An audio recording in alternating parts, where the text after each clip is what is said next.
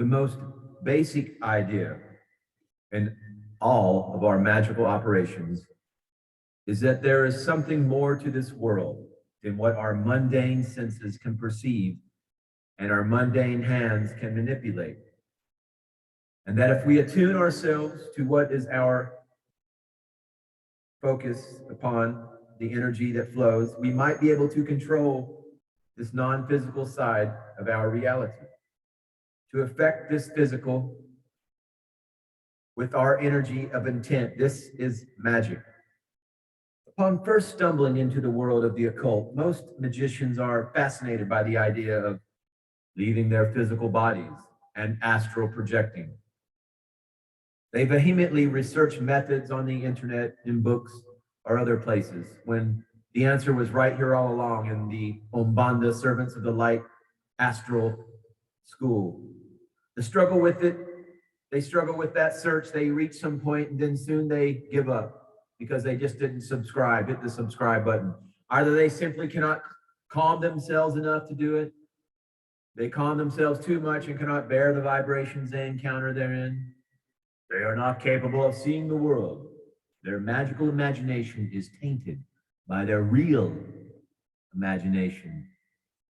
The real imagination. Or worse yet, they accomplish everything and simply won't believe they've done it, or don't believe they can do it.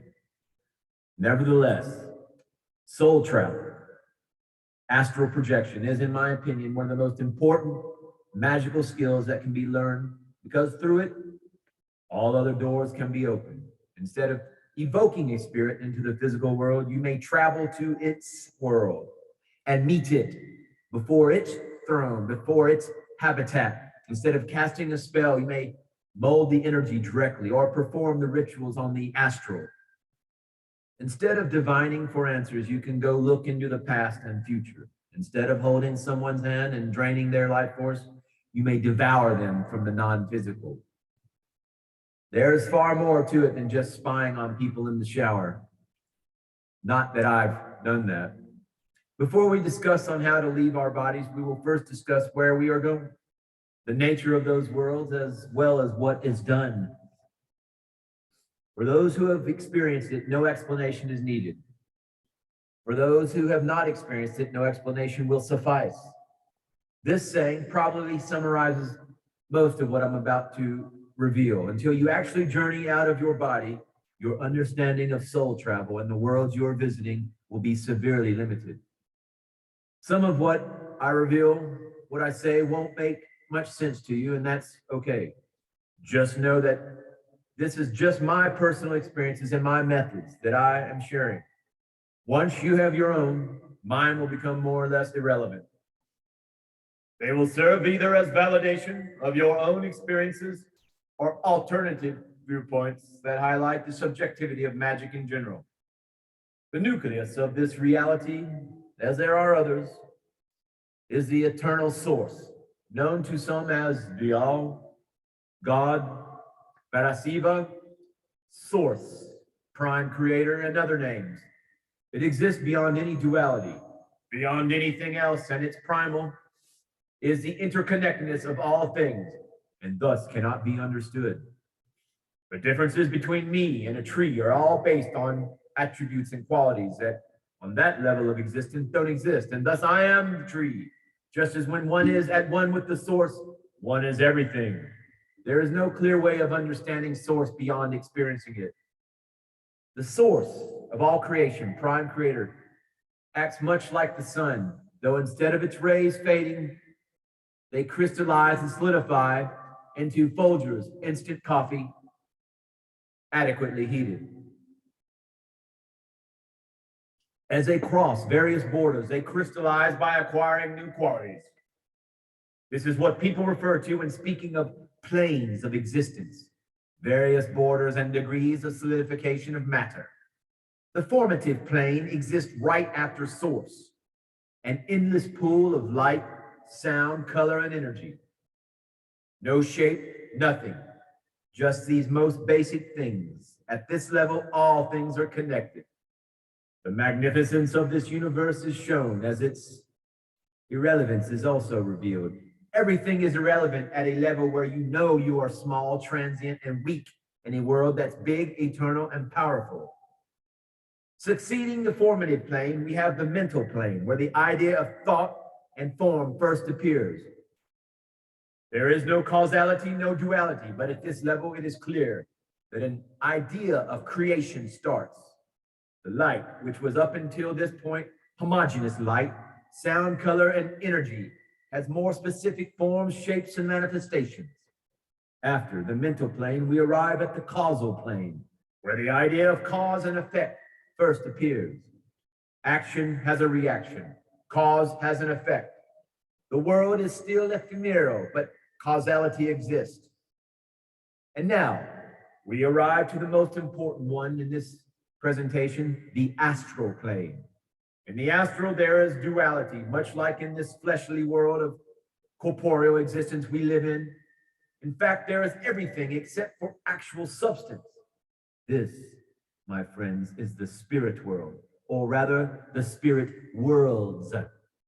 Every astral kingdom, infernal empire, a myriad of heavens and hells, and everything in between, underworlds from every mythology, worlds of the elements, the personal kingdom and house of almost every entity, raw astral field, worlds of the dead, and so many more are located here. On the astral, thought and materialization begin to exist as different things. What you imagine isn't automatically real. However, you can make it more real by pushing it into the astral plane, thus creating thought forms, or entire worlds even. On the astral, you can run without getting tired, fly, teleport, shapeshift, and have access to a wide variety of superpowers, because the laws of energy and matter are much different there. Less energy is needed simply because it is less material or less real by our human standards. Emphasis on real by our human standards. Another important thing to note is that on the astral, grandiose battles, incredible events, and the kind of weirdness that is encountered here very seldom is commonplace up there. As such, if you find yourself conquering entire empires, killing entire villages, or in any way going on adventures that turn your astral lives into what can easily look like a video game, take it all with a grain of salt. Write it down in your notebooks. It did happen, but try not to parade it around and announce it to the world. We've seen people lose it over that kind of stuff, and the longer you do magic, the more weird your life is going to get. Just look at me, including what spirits start telling you. Some of the things you hear from time to time can be veritable disillusions in the eyes of the general population. Delusions even. As such, it is important to write them down and to separate them into their own mental cabinet so that they do not contaminate your daily existence.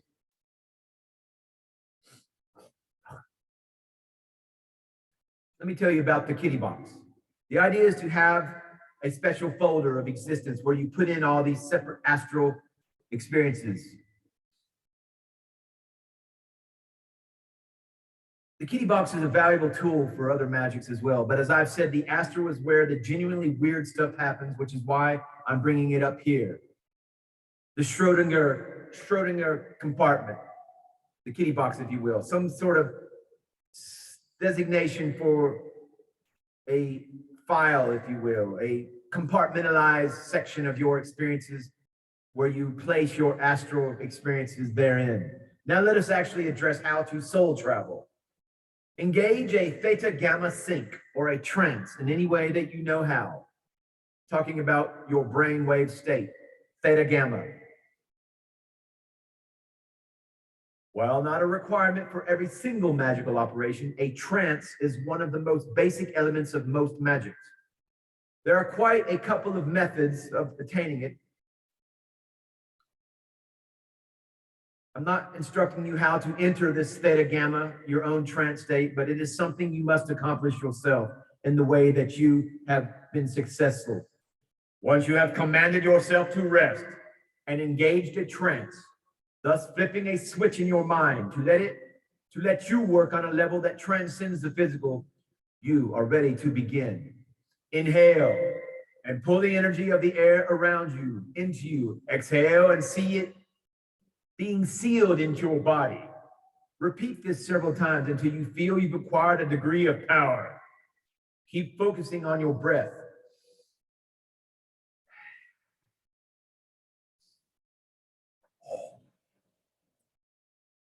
Keep focusing on your breath, keenly aware of it. Don't try to breathe in as deeply as you can or anything, but simply turn your full attention to your breath. Perceive it and use it as a tool to strengthen yourself. I know for a fact that a common problem in soul traveling is not having your chakras open or cleared. Someone I used to help with soul travel simply couldn't do it until she decided to explore the chakra working and unclog those, at which point her abilities in this skyrocketed. It was not necessary for me, and thus that it varies from person to person. Your experience would be different. Once again, chakra work would require its own video. I will get to that in a later posting. And it is an extensive subject, chakra clearing, if they've even been activated too clear. Sometimes just a very steaming hot bath. I mean, get the water as hot as you can possibly stand it, bathe within, and that will clear your chakras, unclog them just by the simple heat of the water. And you're lying in it and trancing out within. It is at this point that people usually do it though. Seeing as you have already strengthened your astral body within your meat suit, your genetic vehicle, now would be the time to begin perceiving the world with it, as though you are waking up from a dream. Try seeing the room around you with your eyes closed. This is a part where people struggle, not being able to differentiate real imagination from magical imagination. Do not try to ask yourself, was my TV there or the bookshelf? Don't try to think anything, just simply see the room, perceive it. You may feel a pressure in your forehead where your third eye is. Many people run away from this at this point. Bear through with it though. With each inhalation, see the world around you solidify. With each exhalation, see yourself moving out of your body. Push yourself out of your body with each exhalation, and with each inhalation, solidify yourself outside of your body. Turn to something and zoom in on it. Zoom more and more, seeing it become more and more real. This can be a clock in your house, the candle you lit in front of you, or something else. When you feel that the world is as real as it's going to get, turn around. Gaze at your own body, the vessel you just left behind. You have just left your body. If you see people in places that are deserted or people where there should be no people, that's okay. Keep in mind, you are in the spirit world, the astral, the spiritual side of your mundane reality, the side where the two intermingle. You're going to see people in deserted places. If people aren't wearing what you're seeing them wearing, if things don't look the way they're supposed to look, if things look just different, it doesn't matter. Time is a loose thing there in the astral. You might be seeing a past or future version of that person or thing you are perceiving. Embrace the vision. It will eventually adjust to the present. You can go anywhere, teleport anywhere, simply by bringing your attention to that place, seeing yourself, closing your astral eyes, and then reopening them. In a breath, you will have traveled many leagues.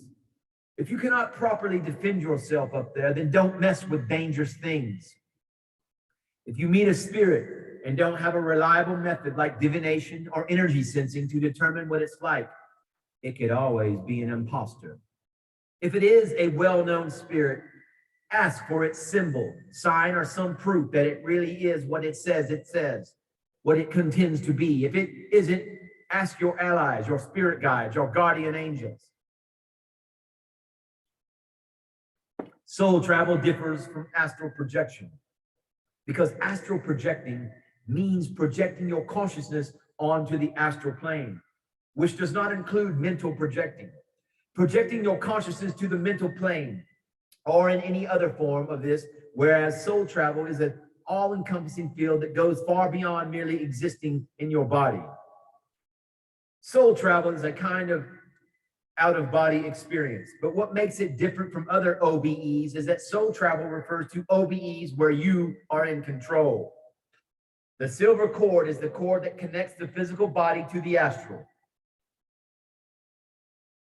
It's not going to get cut, but it's best not to play with it too much and just let it remain as it is. If you feel frightened by anything, turn your attention to your body and you will immediately be brought back to it.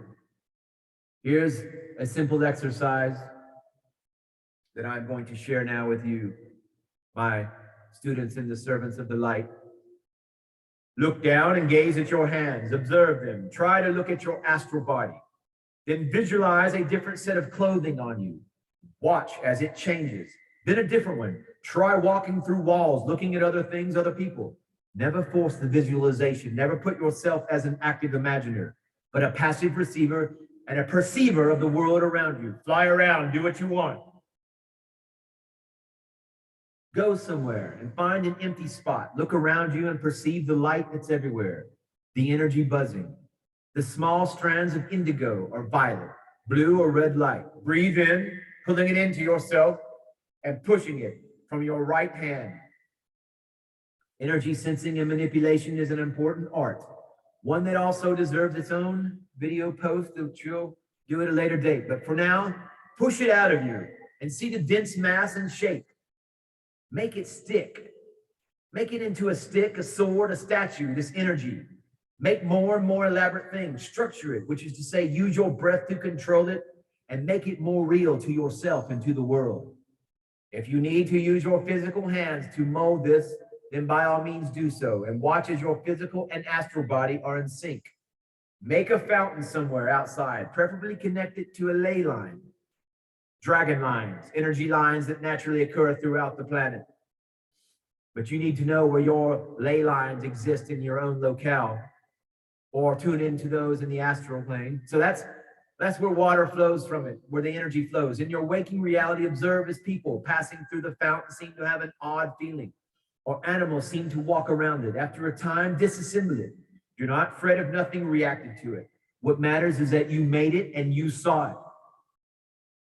Now that you know how to exit your body, go to a spot like a graveyard, a crossroad, a haunted house, a place known for UFO sightings, a church, a mosque, a place that just feels powerful. These places are holes that link this world to another. Some of them are aligned in a line called a ley line. Dragon lines, where those are just simply there to link two places. They may manifest as actual pits, doors, gateways, flashes of light. When you feel you're comfortable outside of your body, in this world, go throughout one of those. Perceive the world on the other side and its denizens. The first world I journeyed to in this way was a place called the Garden of Souls, linked through a grave in a Muslim cemetery. The people there were spirits of the dead, living prosperously, most of them people who died in the war. I also met the crypt keeper of that particular cemetery, who was my guide. There were fields and meadows, one mountain and a huge lake, pedestals for angels to stand upon. As I summoned Michael, the archangel battle angel of God, later on one of these, and portals leading to this world, to name just a few. Find your world and look for a guide there to help you through it, or call out to one of your spirit allies. Now that you know how to teleport yourself to someone by bringing your attention to them, turn your attention towards a particular entity, not a well-known spirit either. This entity is a muse of sorts, helping people with creative projects. This entity is generally delighted to meet magicians and is very friendly, though some of his or her ideas can be weird and unhelpful. However, we are always looking for inspirations, and this entity is filled with it. His name, her name is pronounced Dur. D-O-R-R, pronounced Dur. In fact, he oftentimes manifests as a door, though to me, he's a white humanoid frog. Go to Dur. When you meet Dur, commune with him. Ask him a question and hear his answers in your head, as though you were talking to a spirit in evocation. Do not dismiss it as is your imagination. Soul travel out of your body and into the northwest with an astral dagger, wand or your finger, a labarum or a chiro. The chiro is a symbol of the passage of time, which is crucial for this operation. Draw one that's as big as you are, surround it in a circle, then hover your right hand over it and push your intent into it.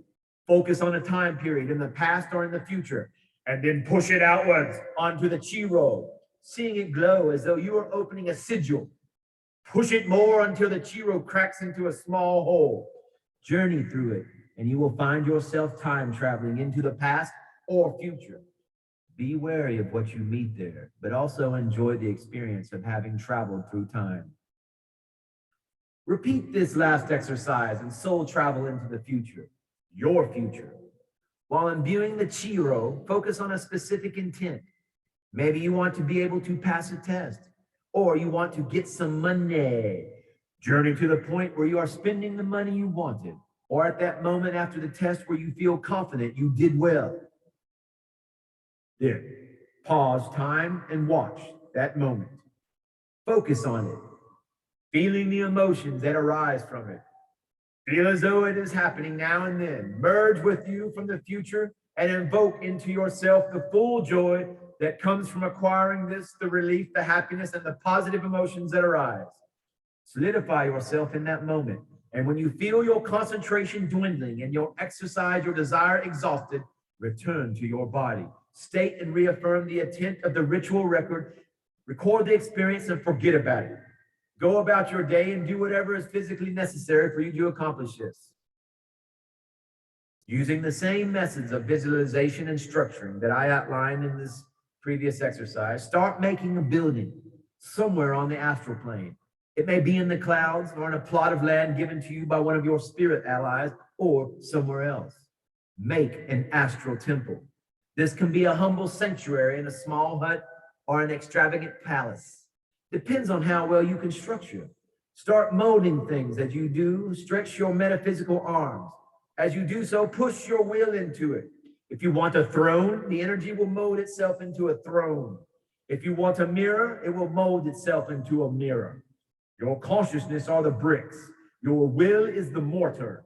If you have any spiritual allies, ask them to help you make this astral temple or defend it somehow. When the outline has been made, solidify it, add the details, and you will have a temple. Look at something in the distance through a window while going about your daily life. Calm yourself, close your eyes, and with your mere breath, go there. If you have mastered soul travel to the point where you can do this, then you may try to soul travel without engaging a theta gamma sync in the first place, not calming yourself at all. If you cannot do this, train more and get back to this. Realize that though it seems like fantasy, you are soul traveling. You are exiting your body as though you have before, and you are doing the same things you have before. If a trance comes naturally, embrace it. If not, then no harm done. Repeat this until you're certain completely that you don't need trances to soul travel. Learn to exist both within your body and outside of it at the same time. Project out of your body while sitting in a chair. No trances, not even closing your eyes. Just go to your astral temple and do something there. Project while walking and do something simple up there, like folding a piece of astral paper. Project while doing something with your hands, like cooking, and do something more complex, like cutting the folded paper with astral scissors. Project while reading, glue to the paper, to another piece of paper, and make something that actually makes sense. Project while exercising, making a snowflake out of paper on the astral. Project while doing a hard problem, solving type of task, like math, mathematics, sacred geometry. Make a complex origami, like a crane. Project while dreaming. If you have any mastery over your dreams, that is, and make a drawing on the astral. Change the complexity of both the physical task and the astral task until you know you are bilocating and know how to dwell on both ends at the same time while still functioning in both. Perform a ritual both on the astral and in the physical world in perfect synchronicity. If there are any symbolic actions in the physical world, like wrapping a poppet in a red yarn, do those things literally on the astral, like wrapping the person the poppet represents in a red chain. Take care in designing the ritual if you are developing it, or adapting the ritual if you are borrowing it. This ritual shouldn't be an evocation because of the nature of evocation. Journey to Master Sunham in his temple. Sunham is an ascendant master who is more than happy to receive anyone willing to learn, with hopes that you may choose someday to join their ranks. He will guide you in perfecting all of these methods. Now that you know how to soul travel and have a strong mastery over it, you may want to learn how to shapeshift or do other things on the astral plane. You may explore making egregores and populating a kingdom with your astral temple as the capital. There is so much potential out there to grow, to experiment, to learn, and to do soul travel is a necessary skill, extraordinary, powerful, a wonderful tool, and even a powerful weapon. Servants of the light, I hope this was a useful presentation. I also hope that you are doing well. Namaste, namaskaram.